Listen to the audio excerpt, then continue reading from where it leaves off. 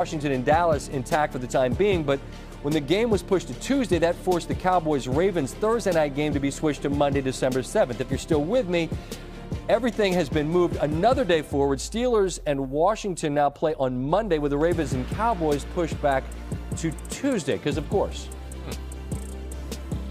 So week 12 in the NFL will stretch all the way to Wednesday. Adam Schefter joins us now. Adam, let me start with the start time. 3:40 Wednesday afternoon. Why?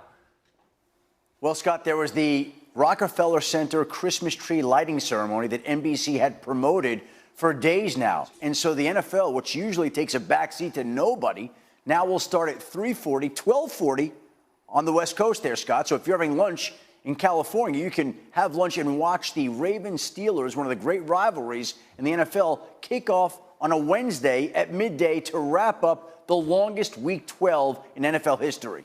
Yeah, the longest week ever, right, in NFL history. And I'm looking at this, Adam, and look, it's supposed to be a Thursday Thanksgiving game. Then it gets pushed to Sunday. Then it gets pushed to Tuesday. Then it gets pushed to Wednesday. At this point, what would have to happen for this game not to happen? I think there would have to be more positive tests out of Baltimore. All along, this has been about the NFL identifying, isolating, and containing the virus. And I think the one with Willie Snead on Sunday night, the Baltimore Ravens wide receiver, really shook up the NFL because they thought they were past it at that point in time. And then there was another positive on Monday, but it was with a player who's on IR who has been in the Ravens training room. And so there are issues there. Now, if there is another positive test, could we see this postponement be permanent to where this game gets pushed off to another time, potentially even canceled? Yeah, that's possible. But I think you would have to take more positives in Baltimore for that to happen, Scott. Adam, you obviously know far more people around the league than I do, but the folks I know have had this reaction, and I'll paraphrase it down to this. Denver didn't have a quarterback, and the league basically said, tough luck. Why has the extreme amount of latitude been showed to this game to allow them to go from Thursday to Sunday to Tuesday to Wednesday? Yeah, because I go back to what I said earlier. Basically, it's about containment. And in Denver, the NFL felt it had the virus contained, and therefore it could go play the game. The NFL is not worried about competitive advantage. That's not what this season in a pandemic is about. In Baltimore, the league has struggled to contain this virus. Could not.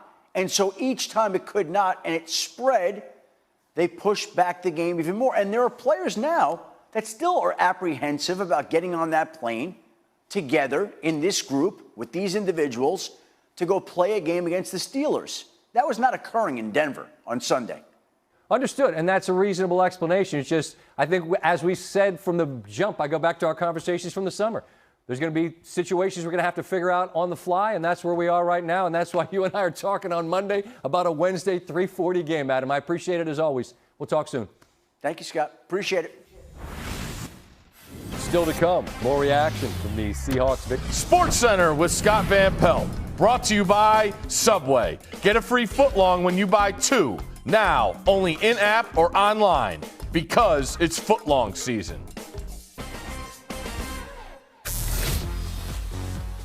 Monday Night Football. Seattle beats Philadelphia, in large part because DK Metcalf did what he often does, had a big night. You see Darius Slay, and the completion percentage as the nearest defender is significantly higher than league average. Here you see Russell eyeballs the middle of the field and realizes I got my guy going deep, and Russell's as good as anyone throwing the deep ball. Slay, hard to put the blame on him there. They would score later in the drive. Later in the quarter, Wilson's so dangerous, rolling out, finds DK, leaping over Slay out of bounds, had 118 receiving yards in the first half, second time this season in triple figures by the half. Third quarter, again, Wilson loading up to 14. Metcalf shaken up a bit on the play, but would return later.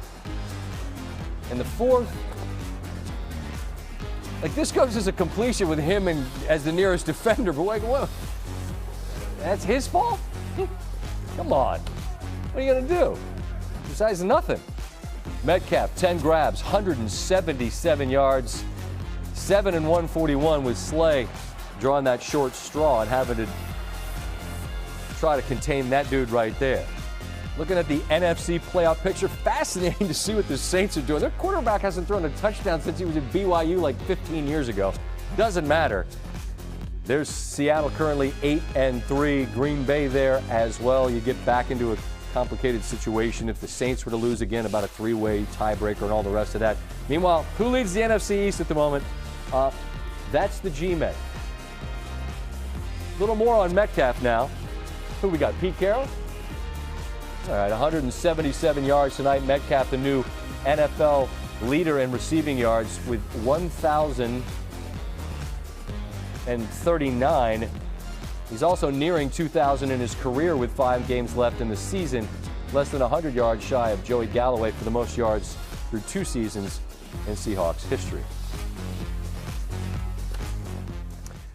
Ryan Clark joins us as he does every Monday. And Ryan, let's turn it from the offense of the Seahawks to the defense and what they were able to do to Wentz. They pressured him on 18 of 53 dropbacks. He was off target on 10 of 42 attempts. So, I mean, look, we're in a blame credit society. We like to give blame more than we like to give credit. If we're gonna give one or the other tonight, I mean, where do you lean?